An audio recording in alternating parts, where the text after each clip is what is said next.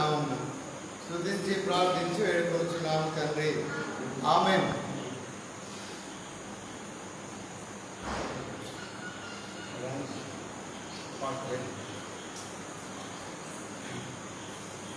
ఈ పాటలు మీ దగ్గర రెండు పాటలు కూడా లేవు, పాటలు లేవు, వినండి. రెండోసారి పాడేటప్పుడు పాట.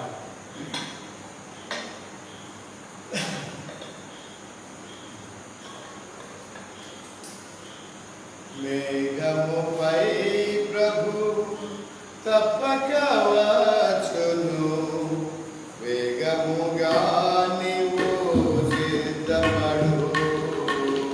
మేఘముపై ప్రభు తప్పక వచ్చును, వేగముగా నీవు సిద్ధపడు.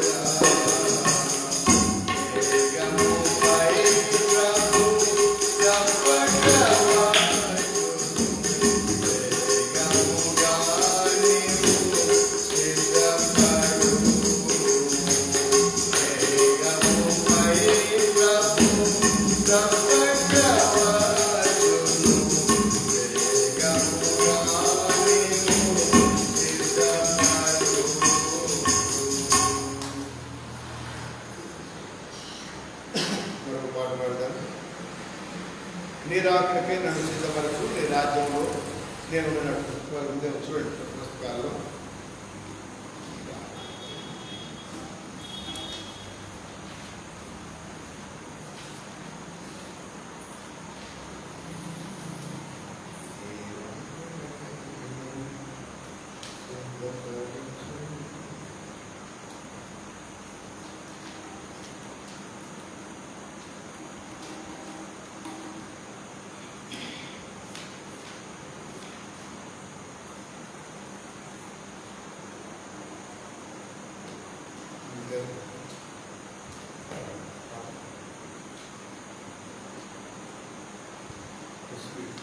నీరాకడకై నన్ను సిద్ధపరచు, నీ రాజ్యములోనే ఉండునట్లు.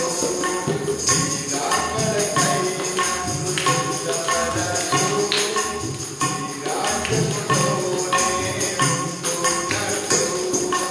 ఆయుధపరచుము, బలపరచుము, బుద్ధిగల కన్యవలె సిద్ధపడుటకు.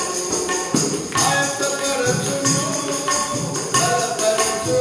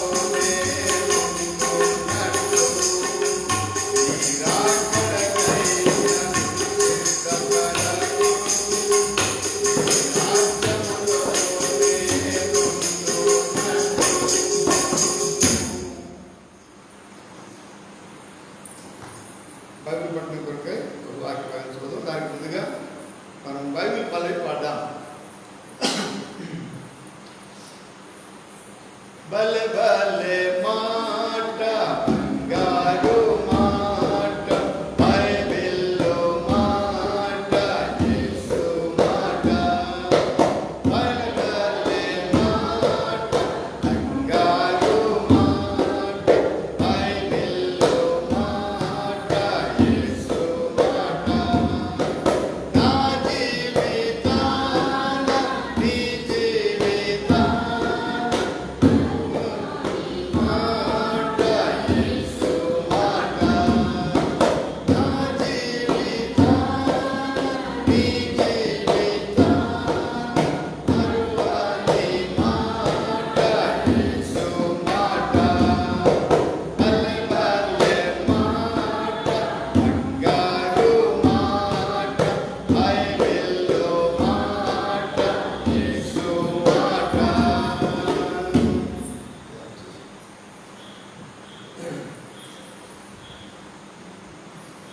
రెండు రాత్రికాల సమయంలో దేవుని వాక్యంలో భాగం చూద్దాం. ఎఫెసీయులకు రాసిన పత్రిక 5వ అధ్యాయం 15, 16, 17 వచనాలు కలిసి చూద్దాం. ఎఫెసీయులకు రాసిన పత్రిక 5వ అధ్యాయము 15, 16, 17 వచనాలు మనం కలిసి చూద్దాం. దినములు చెడ్డవి గనుక మీరు సమయమును పోనీయక సద్వినియోగం చేసుకోవచ్చు. అజ్ఞానుల వలె కాక జ్ఞానుల వలె నడుచుకున్నట్లు జాగ్రత్తగా చూసుకొనుడి. ఇందు నిమిత్తము మీరు అవివేకులు కాక ప్రభు యొక్క చిత్తమేమిటో గ్రహించుకొనుడి. చాలు. ప్రార్థన చేస్తాం. ప్రేమ గల పరిశుద్ధుడైన మా తండ్రి, సర్వాధికారి అయిన దేవ, సర్వసృష్టికి ఆధారమైన దేవ, మీరు ఆకలి కొరకై నన్ను యోగ్య విధానంలో సిద్ధపరుస్తున్నటువంటి దేవా స్తోత్రులైనా, మీరు ఆకలి సమీపమైనటువంటి దినాలు మేము ఉన్నాం. మేఘములపై మీరు తప్పక రాబోతున్నారు. మీరు వచ్చినప్పుడు నాయన సంఘం ఎత్తబడేట్టుగా ఉన్నది.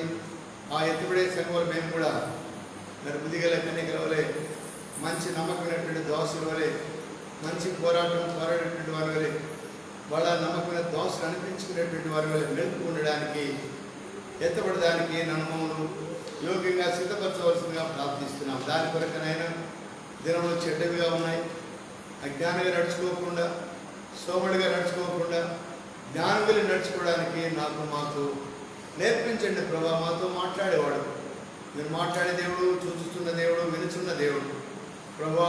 మాతో మాట్లాడాడు ప్రభు. మా పితరులతో మాట్లాడిన దేవుడు ఈ అంతకాలంలో కుమారుని ద్వారా, వాక్యం ద్వారా మాతో మాట్లాడేవాడు.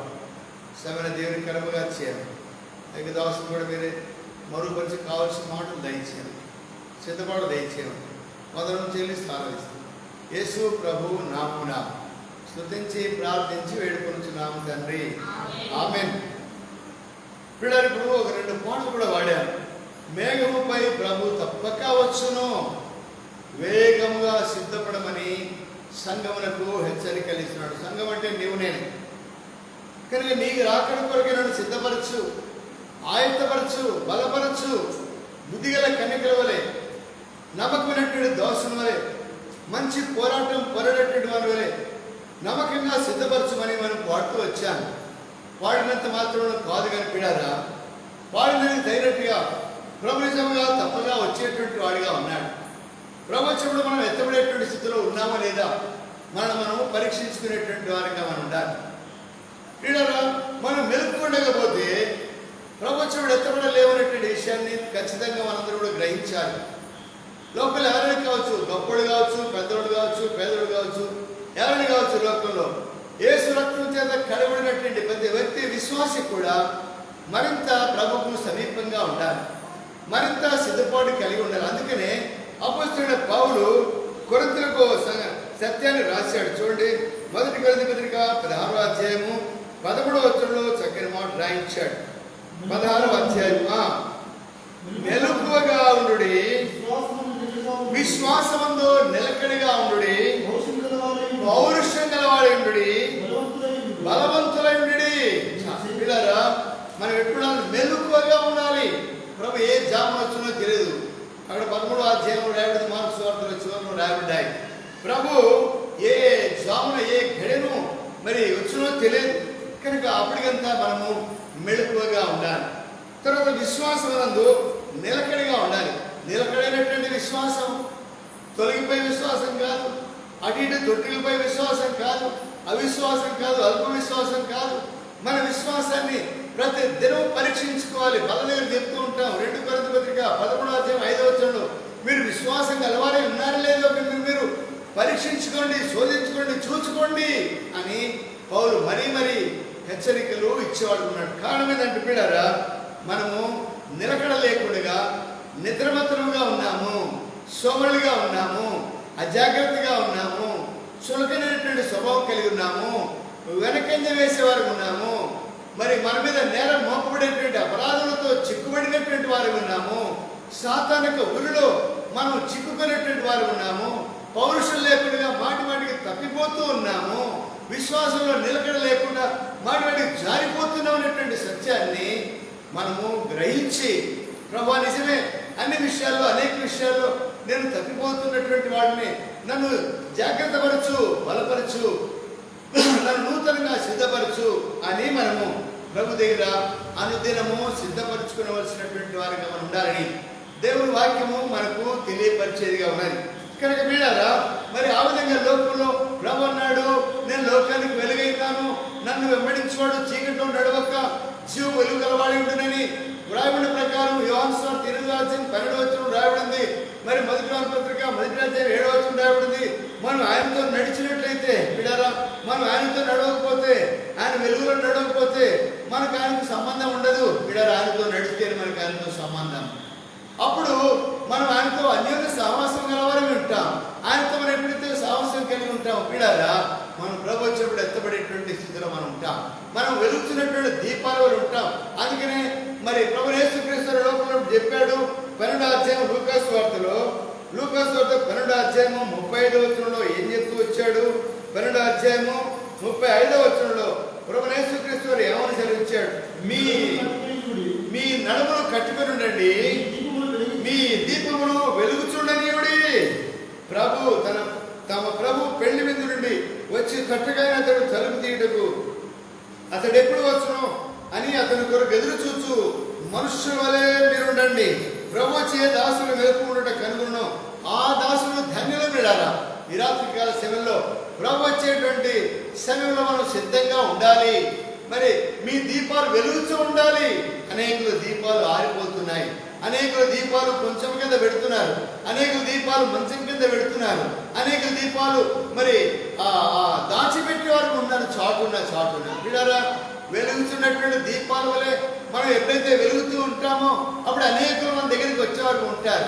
మన జీవితం తేటగా అనేకులకు కనబడేదిగా ఉన్నది.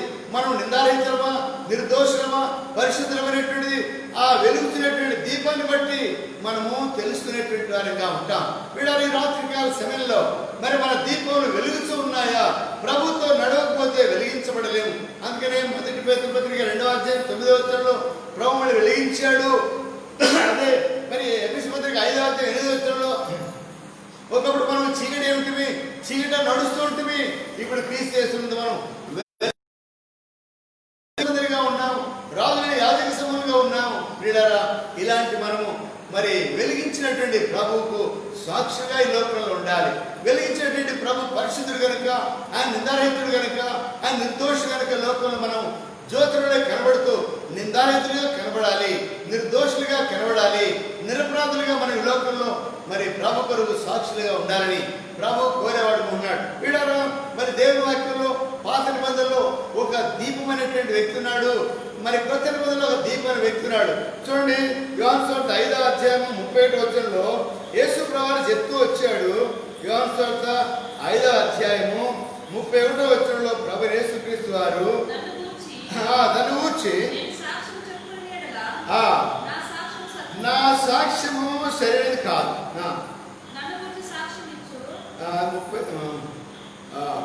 35వ వచనం, అతడు మండుచు ప్రకాశించు దీపమై ఉండను. ఇక్కడ ఈ బైబిల్లో అతడు ప్రజ్వలించుచు అని, ఇక్కడ ప్రజ్వలించుచు మరి ప్రకాశించుతున్న దీపమై ఉండెను. బిడ్డలారా, క్రొత్త నిబంధనలో ఈ దీపాన్ని గురించి ప్రభువైన యేసుక్రీస్తు వారే సాక్ష్యం ఇస్తున్నాడు. మనుషులు సాక్ష్యం అంగీకరిస్తారు, కానీ నేనిచ్చే సాక్ష్యం అంటే ఇదిగో ఈ మనుషుడు, మరి ఈ మనుషుడు మండుతున్నటువంటి ప్రజ్వలించేటువంటి దీపమై ఉన్నాడు అనే సత్యాన్ని ప్రభు యేసుక్రీస్తు వారు యోహాను గురించి ఇచ్చినటువంటి సాక్ష్యం. నిన్ను గురించి, నన్ను గురించి లోకంలో, మన వీధిలో, మన ఇంట్లో, మన గ్రామంలో ఇలాంటి సాక్ష్యం ఇవ్వగలరా? ఇదిగో ఇతడు నిరపరాధమైనటువంటి వాడు, ఇతడు నిర్దోషమైనటువంటి వాడు, ఇదిగో ఈమె మరి పరిశుద్ధమైనటువంటి స్త్రీ, పరిశుద్ధమైనటువంటి వాడని మన గురించి మండుతున్నటువంటి దీపం ఇతను అనేటువంటి సాక్ష్యం మన గురించి ఇవ్వగలరా? తర్వాత పాత నిబంధనలు చూసినట్టయితే 2వ సమూయేలు గ్రంథము 21వ అధ్యాయంలో, 2వ సమూయేలు గ్రంథము 21వ అధ్యాయంలో మరి అక్కడ ప్రజలు అంటున్నారు. 2వ సమూయేలు గ్రంథము 21వ అధ్యాయంలో 17వ వచనం చూడండి. 2వ సమూయేలు గ్రంథము 21వ అధ్యాయంలో చదవండి. 17వ వచనంలో 21వ అధ్యాయం, 2వ సమూయేలు 21వ అధ్యాయం 17వ వచనం. సెరియా కుమారుడు అభిషై రాజును ఆనుకొని ఆ ఫిలిష్తీయుని కొట్టి చంపెను.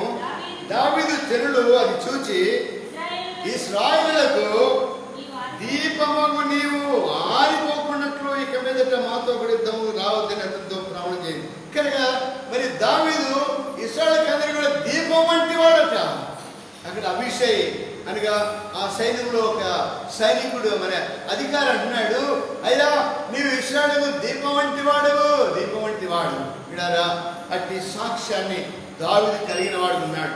ఇశ్రాయేలుకు దీపముకు నీవు ఆరిపోకూడదు, నీవు ఉండాలి, నీవు ఇక్కడే కూడా నీవు యుద్ధానికి రావద్దు. విడారా, ఈ రాత్రి మరి ఇశ్రాయేలుకు దీపమైనటువంటి వాడిని సాక్ష్యం పొందినటువంటి ఆ దీపం వలె ఆరిపోకుండా యోహాను వలె ప్రజ్వలించే మండేటువంటి దీపం వలె నీవు నేను కూడా మరి ప్రభు వచ్చే వరకు వెలుగుతూ ఉండాలని ప్రభు కోరుతూ ఉన్నాడు. మన దీపాలు వెలుగుతూ ఉండాలి. ఇట్లాంటి మరి వెలుగుతుండేటువంటి దీపాలుగా నీవు నేను ఉండాలని కోరుతున్నాడు. మరి అందుకనే ప్రభు యేసుక్రీస్తు వారు పౌలు చెప్తూ వచ్చాడు. మరి పేతురు ఫిలిప్పీ రాసిన పత్రిక 2వ అధ్యాయంలో, ఫిలిప్పీ పత్రిక 2వ అధ్యాయము 14, 15, 16 రాయబడిన మాట, మీరు మూర్ఖమైన వక్రజనం మధ్య నిరపరాధులను, నిష్కలంకులను, అనింద్రులైన దేవుని కుమారులైనట్లు సనుగులను, సంశయమును మాని సమస్త కాలంలో చేయుడి.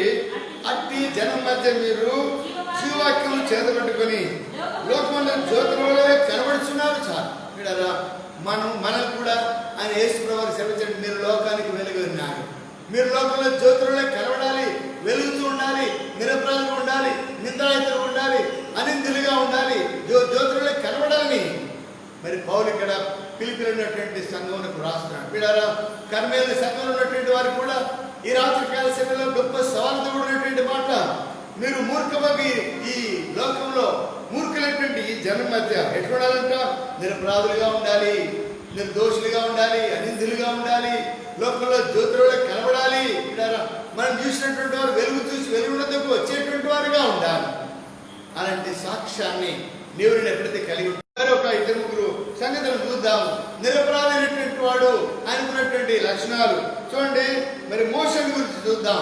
మరి నిర్గమకాండము 19వ అధ్యాయం, నిర్గమకాండము 19వ అధ్యాయము, నిర్గమకాండము 19వ అధ్యాయం, 19వ అధ్యాయము మరి చూడండి 19వ వచనంలో, 19వ అధ్యాయం 19వ వచనంలో, ఆ బూరధ్వని అంతకంతకు బిగ్గరగా మ్రోగెను.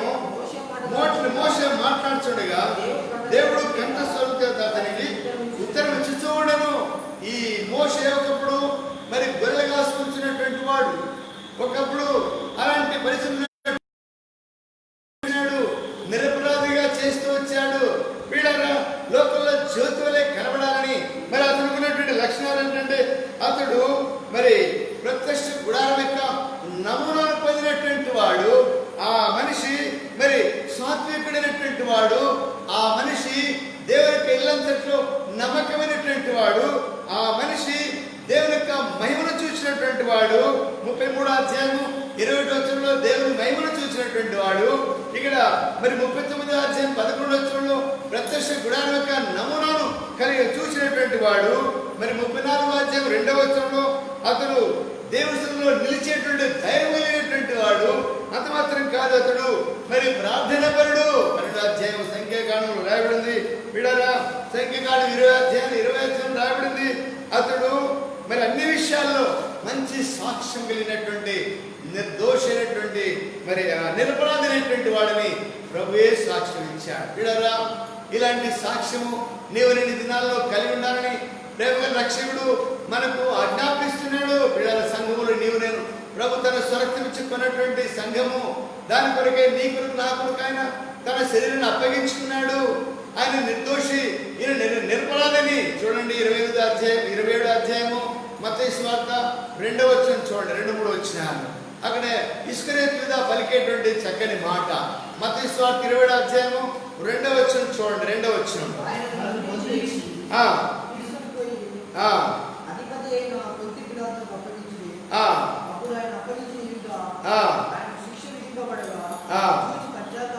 పశ్చాత్తాపడి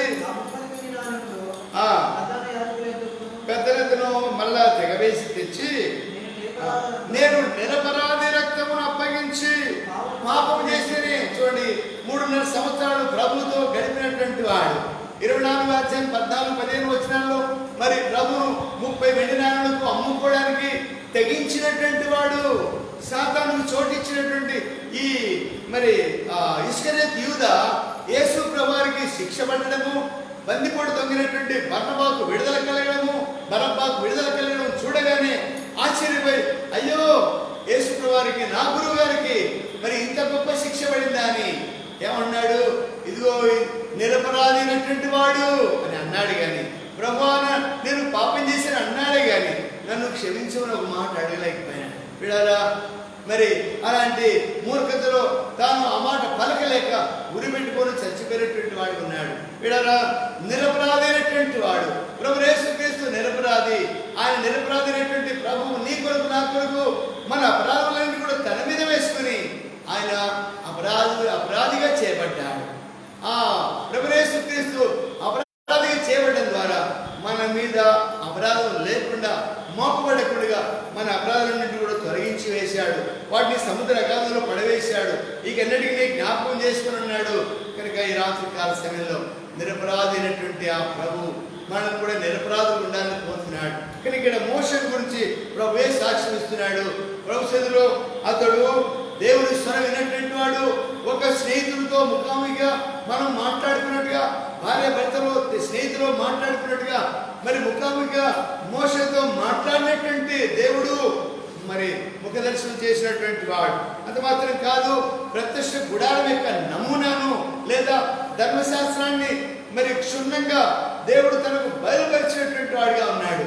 మరి ధర్మశాస్త్రంలో ఆశ్చర్యకరమైనటువంటి సంగతులను కూడా మోషే ద్వారానే దేవుడు మనకు అనుగ్రహించిన వాడు ఉన్నాడు. అంత మాత్రం కాదు, మరి సంఖ్యాకాండం 12వ అధ్యాయంలో నా ఇల్లంతట్లో నమ్మకమైనటువంటి వాడిని ప్రభు సాక్ష్యం ఇస్తున్నాడు.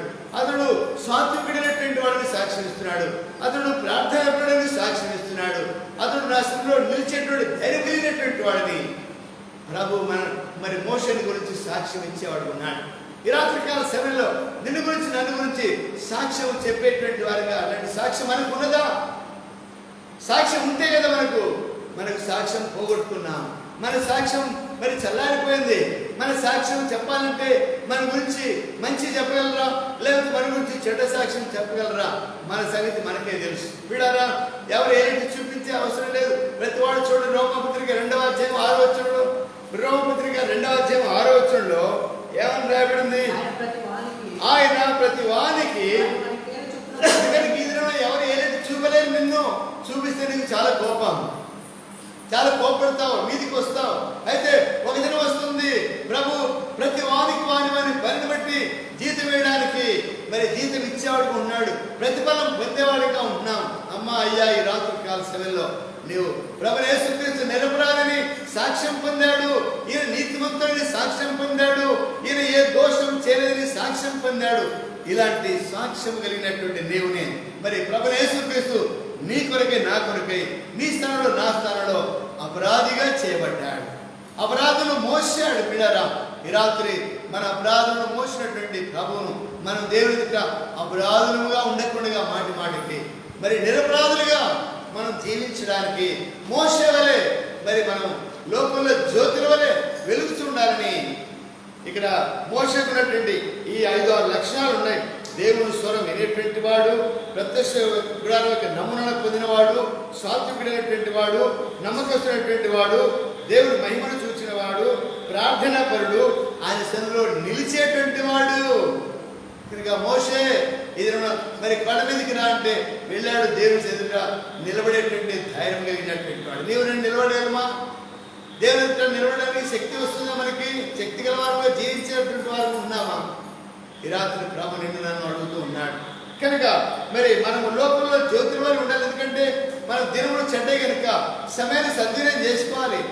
ఇప్పుడు కాదులే, తర్వాత చూద్దాంలే, రేపు వెళ్దాంలే, వచ్చే వారం వెళ్దాంలే, తర్వాత గుడికి వెళ్దాంలే, ఇంకో గుడికి వెళ్దాంలే, లేకపోతే ఆదివారం వస్తే ప్రార్థనప్పుడు వెళ్దాంలే, పాట తర్వాత వెళ్దాంలే, ఇంకో వర్తమానం అనేది వెళ్దాంలే, లేదా బలలో పాల్పొందని వెళ్దాంలే, లేకపోతే చందా వేసినప్పుడు వెళ్దాంలే.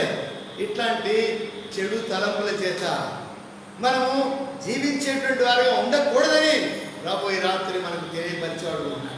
వీడరా మరి నిరపరాధులుగా ఉండాలి, నిర్దోషులు ఉండాలి. ప్రభు వచ్చినప్పుడు ఎత్తబడాలి.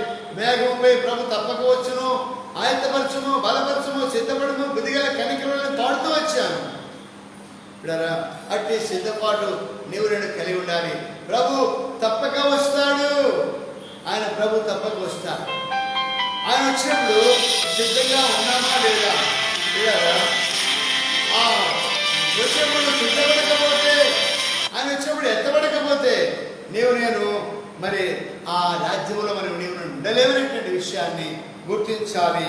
తర్వాత మరి అన్ని విషయాల్లో ఆయన మంచి సాక్ష్యం కలిగినటువంటి వాడు. అయితే ఒక విషయంలోనే పొరపాటు చేయబడింది.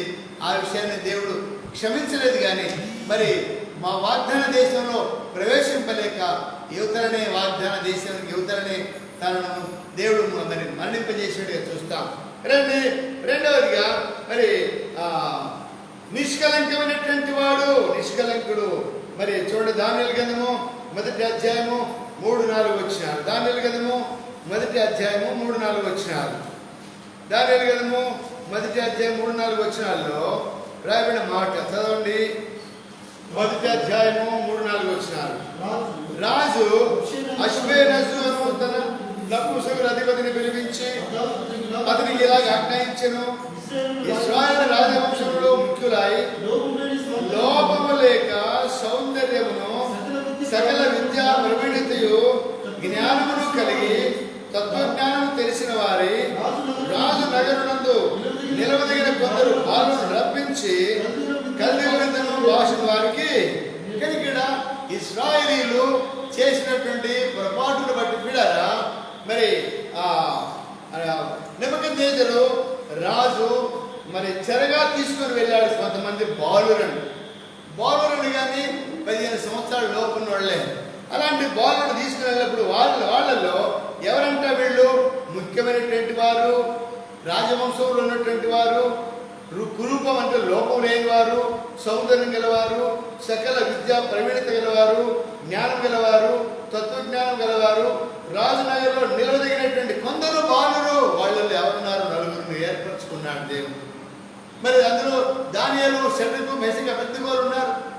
నిందారహితులుగా దేవుని నిలబడడానికి మరి ఏర్పరచుకున్నటువంటి వారు, ఎలాంటి నింద లేని వారిగా కనబడుతున్నారు. ఇక్కడ మరి లోకంలో అనేకులు నింద వేస్తున్నారు. కానీ దేవుని దృష్టిలో మరి రాజు దృష్టిలో నింద లేనిటువంటి వారిగా మనం ఇక్కడ చూడగలము. ఈ దానియేలు, షడ్రకు, మెషకు, అబేద్నెగోలను మరి 3వ అధ్యాయంలోను 6వ అధ్యాయంలోను వారికి వచ్చినటువంటి కష్ట పరిస్థితిలో షడ్రకు, మెషకు, అబేద్నెగోలకు ఓ పెద్ద పరీక్ష వచ్చింది. ఇక్కడ ఆ పరీక్షలో వాళ్ళు నిలబడగలిగినటువంటి వారిగా ఉన్నారు, షడ్రకు, మెషకు, అబేద్నెగోలు. అందుకంటే ముందు మరి 2వ అధ్యాయంలో అక్కడ ఒక గొప్ప పరీక్ష వచ్చింది. ఆ పరీక్షలో నిలబడగలిగినటువంటి వారిగా ఉన్నారు. ఇక్కడ చూసినట్టయితే చూడండి, 17వ వచనం, 2వ అధ్యాయం 17-18 వచనాల్లో అప్పుడు దానియేలు తన ఇంటికి పోయి తన స్నేహితులైన హనన్యాకును, మిషాయేలును, అజర్యాకును సంగతి తెలియజేసి తాను తన స్నేహితులను తగిన జ్ఞానంతో కూడా నశింపకుండా ఉన్నట్లు కల యొక్క మర్మ విషయంలో పరలోకమందున్న దేవుని వల్ల కటాక్షం పొంది నిమిత్తమై ఇక్కడ మరి కలను చెప్పాలి, కల యొక్క భావము చెప్పగలిగేటువంటి వారిగా ఉండాలి. మరి ఈ సమయంలో ఇలాంటి చిక్కుల్లో కూడా మరి దేవుడు అద్భుతంగా దానిని అక్కడ వాడుకున్నాడు. మర్మమును బయలుపరచువాడు, పరలోకం పొందినటువంటి వాడు, దేవుని ఆత్మచేత నింపబడినటువంటి వాడై దేవతల యొక్క ఆత్మను కలిగినటువంటి వాడిని సాక్ష్యం పొందుతూ వచ్చాడు దానియేలు. అదే సమయంలో షడ్రక్ మెషక్ అబేద్నెగోలు కూడా పౌరుషంగానే దేవుని కొరకు నిందారహితులుగా మా మీద నింద వేసినా పర్వాలేదు నింద వేస్తూ వచ్చారు.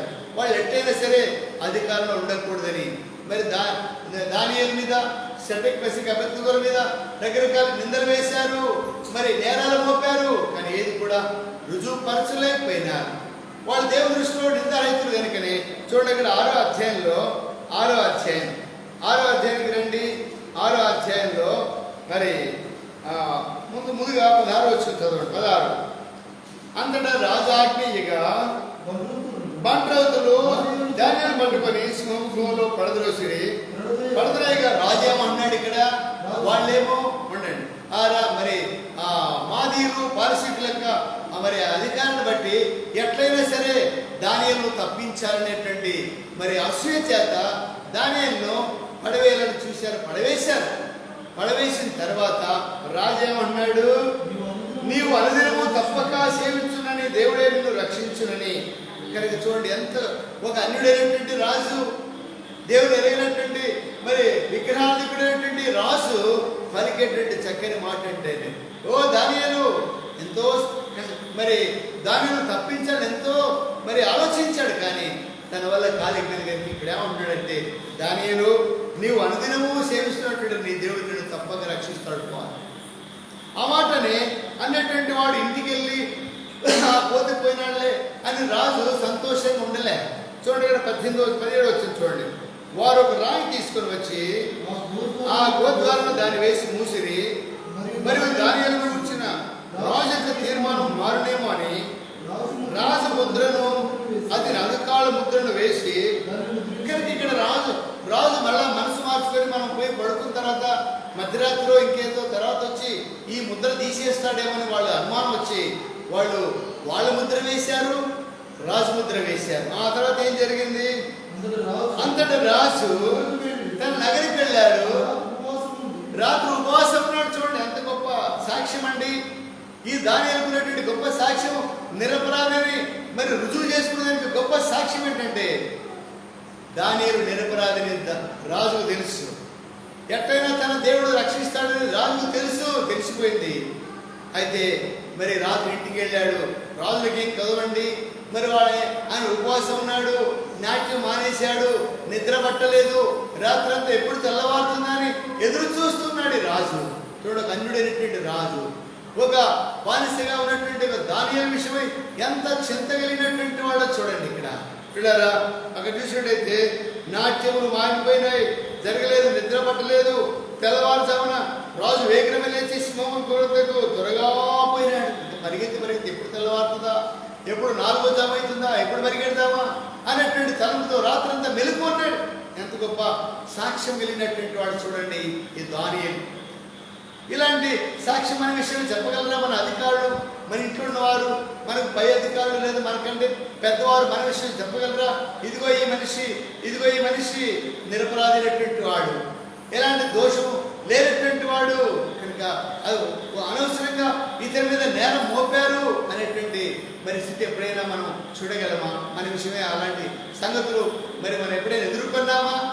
ఇక్కడ మన గురించి మరి తప్పుడు సాక్ష్యము అనేక సార్లు వినబడవలసినటువంటి పరిస్థితి వస్తుంది.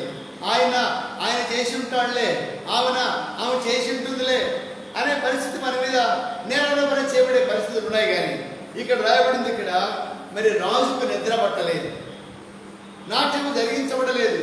అతడు ఎప్పుడు తెల్లవారుతుందని తెల్లవారికి మునిపే వేగమే లేచి సింహం దగ్గరికి వచ్చి ఏమన్నాడు, అతడు ద్వారం దగ్గరికి వచ్చి ఏమన్నాడు, దుఃఖ స్వరముతో ఏమైందేమో.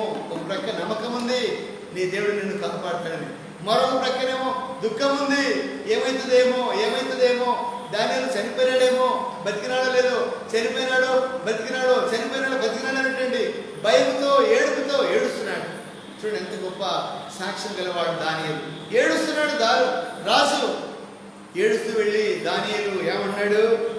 జీవముగల దేవుని సేవకుడు అయినా. ఎంత గొప్ప సాక్ష్యం అండి! జీవముగల దేవుడిని అన్యుడైనటువంటి వారిని నోట పలికించినాడు దానియేలు యొక్క సాక్ష్యము. జీవముగల దేవుడు నిజమే. ఈ దేవుడు సజీవుడైనటువంటి దేవుడు. ఈ దేవుడు జీవముగల దేవుడు, మరణం చేసి తిరిగి లేచినటువంటి దేవుడు. జీవముగల దేవుని సేవకుడు అయినటువంటి దానియేలు. తర్వాత నిత్యము నీవు సేవించుతున్న నీ దేవుడు నిన్ను రక్షింపగలిగిన. చూడండి ఎంత చక్కని సాక్ష్యం అండి! ఇలాంటి సాక్ష్యము మరి నిర్దోషైనటువంటి వాడు కనుకనే, నిర్దోషైనటువంటి దోషము లేదు. అనేకులు 122 మంది కలిసి నేరం మోపినారు ఆయన మీద. అయితే ఆ నేరం ఏది కూడా రుజువు కాలేకపోయింది. ఇప్పుడు దేవుడు దాన్ని రుజువుపరిచాడు. 122 మంది వేసినటువంటి ఆ నేరం రుజువు కాలేకపోయింది, రుజువు చేసుకోలేకపోయినారు. కనుకనే మరి నిత్యము నీవు సేవిస్తున్నటువంటి నీ దేవుడు నిన్ను రక్షించనా అని అడిగా. అప్పుడు అంటున్నాడు దానియేలు, రాజు చిరకాలం జీవించుగాక. చూడండి ఎంత చక్కని సంబంధం ఉందో రాజుకు మరి ఆ యొక్క దానియేలుకు. మంచి సంబంధం ఉంది, మంచి సహవాసం ఉంది. కనుక ఆయన నోటి ద్వారా దూషణ మాట లేదు, ఈయన నోటి ద్వారా దూషణ మాట లేదు. బాగా వచ్చినావు, లోపల ఏంచి మళ్ళీ ఇప్పుడు వచ్చినావా అని అనలే దానియేలు. పిల్లరా ఎంత మంచి మరి బుద్ధిమైనటువంటి మరి మంచి సాక్షి కలిగినటువంటి వాడు. పిల్లరా అలాంటి రాజు చిరంజీవి అవును గాక. అక్కడ రూతు గ్రంథంలో కూడా బోయజు పరివారం ఉన్నటువంటి మరి చూడండి అక్కడ సాక్ష్యము. రూతు గ్రంథము 2వ అధ్యాయంలో, రూతు గ్రంథము 2వ అధ్యాయంలో చూసినట్టయితే చూడండి, అక్కడ రూతు గ్రంథము 2వ అధ్యాయంలో అక్కడ బోయజు ఏమని పలుకుతున్నాడు పనివారిని చూసి. అక్కడ కూడా ఎంత మంచి సంబంధం ఉందో చూడండి. అక్కడ ఆ పనివారికి 2వ అధ్యాయము 4వ వచనం. బోయజు బెత్లెహేము నుండి వచ్చి యెహోవా మీకు తోడైనది గాక. ఎవరితో అన్నాడు? చేనుపై వారితో. ఎవరు అంటున్నారు? బోయజు అంటున్నాడు. ఎంత మంచి మరి యజమానుడో చూడండి ఇక్కడ. అక్కడ దానియేలు మరి ఆ రాజు కూడా ఎంత మంచి రాజు. దావీదు విషయం ఎంత సద్భావం కలిగినటువంటి వాడు. ఇక్కడ బోయజు ఎలాంటి మంచి వాడు అంటే యెహోవా మీకు తోడైనది గాక అని చేరుపోయే వారితో చెప్పు. వాళ్ళు ఏమంటున్నారు? వాళ్ళు ఇంతకంటే మంచోళ్ళు ఉన్నట్టున్నారు. పనోళ్ళు ఏమంటున్నారు? వాళ్ళు ఎంత గొప్ప మరి వాళ్ళ ఇద్దరి మధ్యలో ఎలాంటి సంభాషణ చూడండి. మనమేనైతే రే బాగున్నారా, రే ఏమే పని చేస్తలేవు, రే పని చేస్తలేవు, వాడు వీడని ఏవో మాట్లాడుతూ ఉంటాం పనివాళ్ళని. అయితే ఇక్కడ పని వాళ్ళని కూడా ఎంత గౌరవంగా పిలుస్తున్నాడో చూడండి. ఒక రాజు ఒక మరి బానిసైనటువంటి దానియేలు విషయం ఏం చెప్తున్నాడు? జీవమైనటువంటి దేవుని సేవకుడైనటువంటి దానియేలు, నిత్యము నీవు సేవిస్తున్నటువంటి నీ దేవుడు నిన్ను రక్షించనా అంటే అప్పుడు దానియేలు ఏమనాలి? రాజు చిరంజీవి అవునుగాక. ఎంత గొప్ప మరి మంచి సాక్ష్యం కలిగినటువంటి పరిస్థితితో చూడండి. ఇక్కడ యెహోవా మీకు తోడై ఉన్నాడని మరి బోయజు అంటే యెహోవా నిన్ను ఆశీర్వదించుగాకని కోయవారు కూడా మరి బోయజుతో మరి ఎట్లాంటి మంచి సంబంధం. కనుక ఇట్లాంటివన్నీ చాలా సంగతులు ఉన్నాయి. కనుక ఇక్కడ దానియేలు యొక్క మంచి సాక్ష్యం దావీదు మరి రాజు ఇక్కడ చెప్పగలిగినాడు. ఇలాంటి సాక్ష్యం మన విషయం చెప్పగలరా?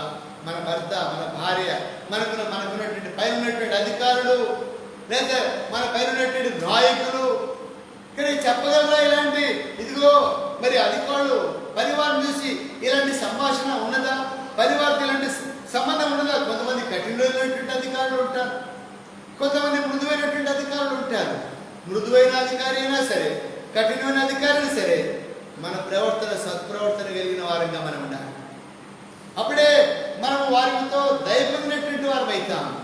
ఇక్కడ రాజు దయ పొందినటువంటి వాడిగా, రాజు చిరంజీవి గాక. నేను నా దేవుని దృష్టికి నిర్దోషిగా కనబడుతుంది కనుక ఆయన తన దూతలంపి సింహములకి హాని చేయకుండా వాటి నోళ్ళు మోయించాను. రాజా, నీ దృష్టి కూడా నేను నేరం చేసేవాడు కాదు కదా అని ఆయన విషయం కూడా తన సాక్షి. అందుకని చూడండి 24వ అధ్యాయము 4 వచ్చిన 5 వచ్చిన అపోస్తల కార్యంలో పౌలు కూడా అదే మాట అంటున్నాడు. ఏమన్నాడు? అపోస్తల కార్యం 24వ అధ్యాయంలో 14, 15, 16 వచనాల్లో పౌలు ఏమన్నాడు? మనుషుల ఎదుటను దేవుని ఎదుటను మంచి మనసాక్షి గలవాడనై ఉన్నాను పౌలు అన్నాడు. 24వ అధ్యాయము సారీ చెప్పండి, చదవండి. 24వ అధ్యాయం 16వ వచనం. ఈ విధమైన నేనును దేవుని ఎడలను మనుషుల ఎడలను ఎల్లప్పుడూ మంచి మనస్సాక్షి నిర్దోషులు ఉన్నట్లు ఇట్లా అభ్యాసం చేసుకున్నాడు పౌలు కూడా.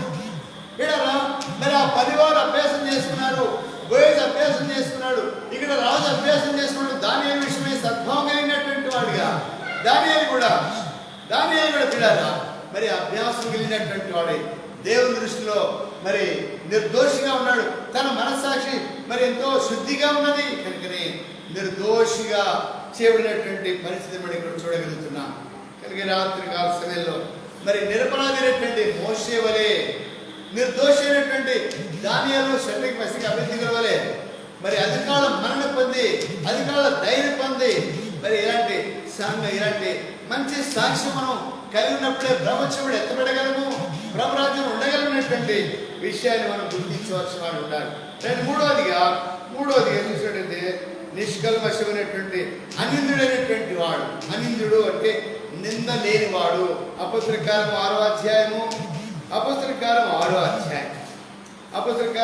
అధ్యాయంలో చూసినట్టయితే 6వ అధ్యాయం, అపోస్తల కార్యము 6వ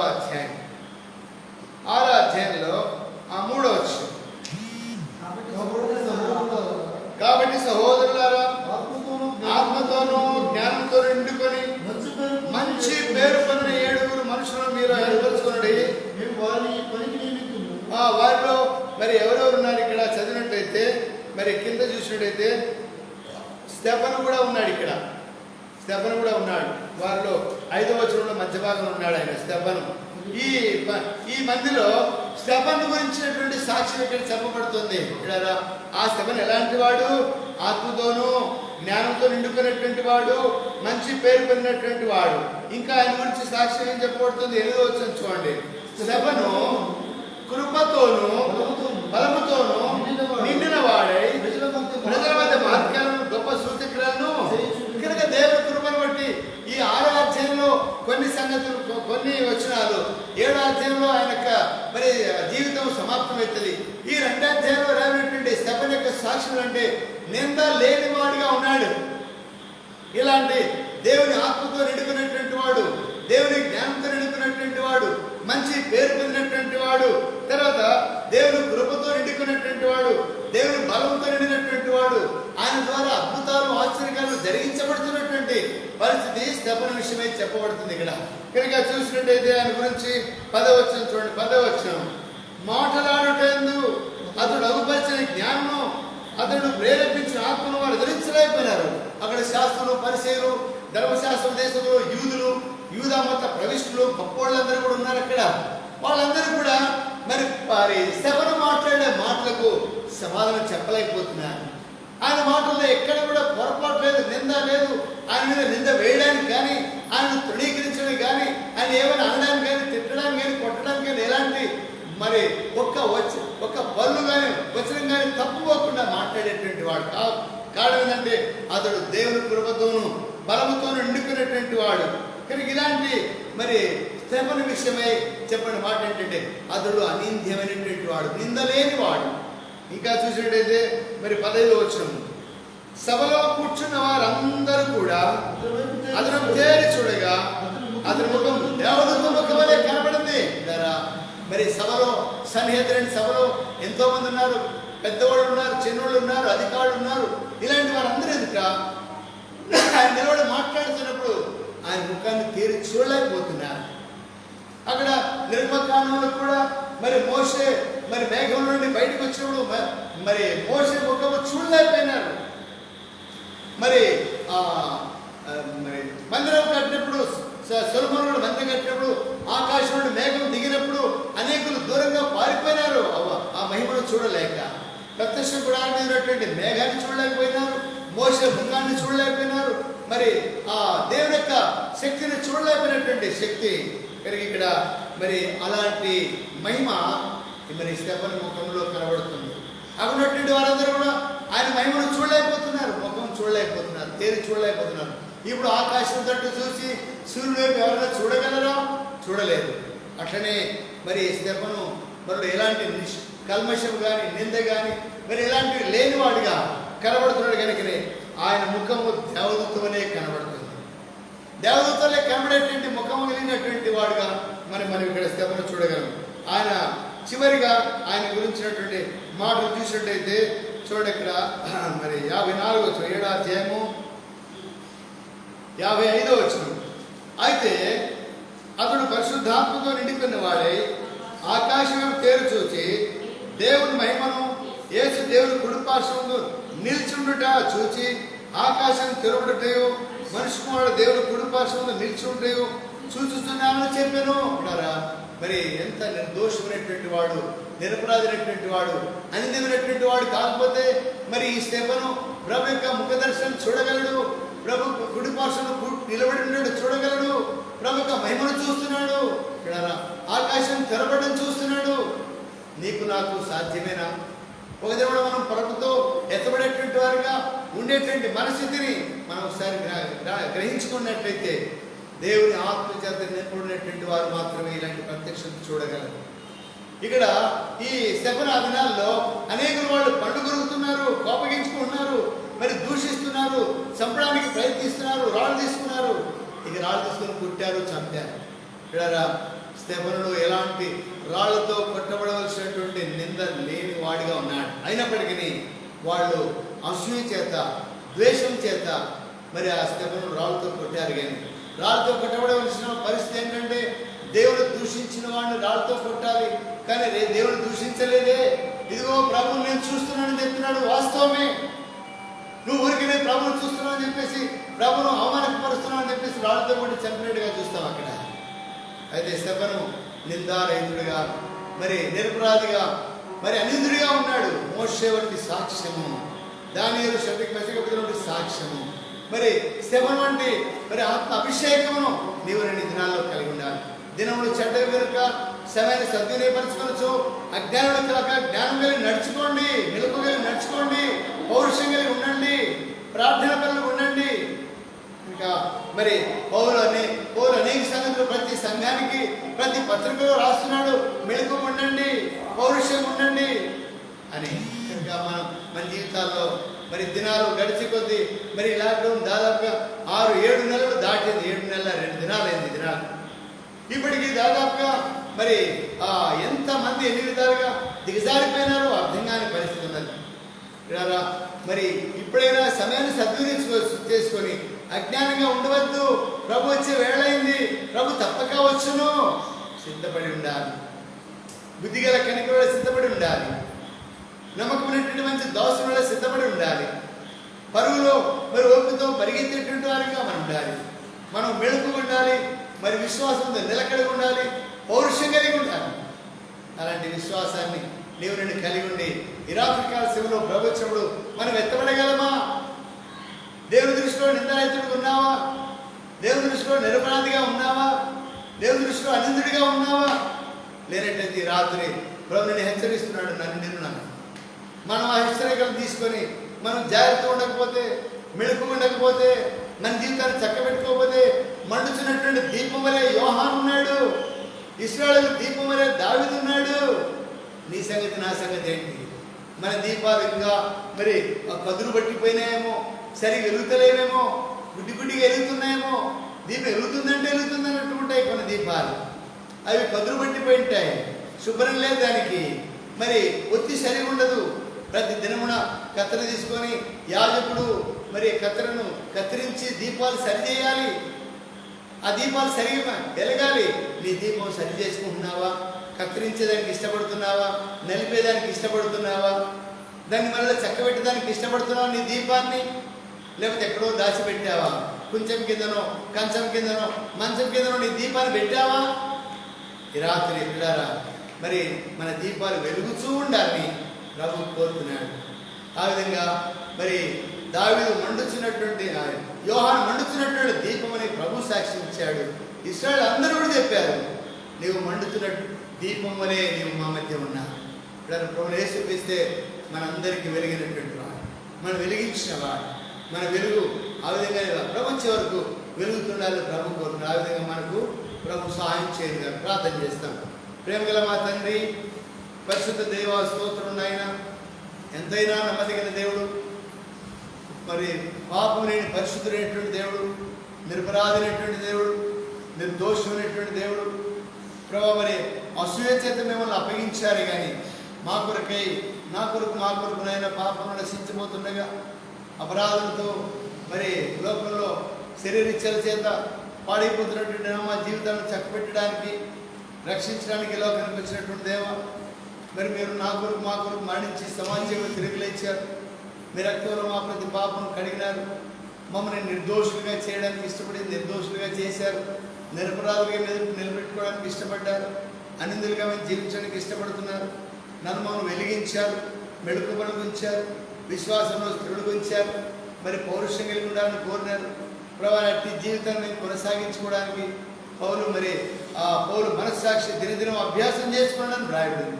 అట్లా స్తెఫను వలె నిందలేని వారంగాను, మీ యొక్క మరి ఆ ఆత్మ అభిషేకం పొందిన వారి వలె మేము ఉండినట్లుగా, దానియేలు వలె మరి ఎలాంటి అపరాధం లేనటువంటి వారంగా ప్రభు, మరి దోషం లేనటువంటి వారు ఉన్నట్టుగా నన్ను సిద్ధపరిచారు. మోషే వలె ఆయన మీద నిలబడడానికి పొందిన శక్తి గల వారు కావాలంటే, మరి లోకస్వార్థులు రాబడినట్టుగా మనిషి కుమారుడు శక్తి గలవారు కావాలంటే ప్రార్థన చేస్తూ మెలుకుకున్నామన్నారు. మెలుకు జీవితం దయచేయండి ఆయన. సోమలుగా నిష్ఫలులుగా నిష్ప్రయోజనటువంటి వారికి నేను మేము ఉండకుండానట్టుగా కర్మేలు ప్రార్థన ప్రతి విశ్వాసిని వెలిగించండి, మరి ఉత్తేజపరచండి, మెలుకుబడులు ఉంచండి, ప్రార్థన బడులు ఉంచండి, జాగరూకులుగా ఉంచండి, విశ్వాసం ఉంది స్థిరులుగా ఉంచండి, పౌరుషంగా ఉంచండి. ప్రభావ మీరు వచ్చినప్పుడు ఎత్తున్నట్టుగా సహాయం చేయండి. వాక్యం దీవించుకొని యేసునామం బట్టి ప్రార్థించి స్తుతించి వేడుకొంచున్నాము తండ్రి. ఆమె మన తండ్రి దేవుని ప్రేమ, ఆయన కుమారుడు ప్రభువైన యేసుక్రీస్తు వారి కృప, పరిశుద్ధాత్మక అన్యుల సహవాసము, సమాధానం, ఆశీర్వాదం, దీవెనలు మనకందరికి ఇప్పుడు ఎల్లప్పుడూ సదాకాలం తోడైంది నడిపించుగాక. ఆమేన్.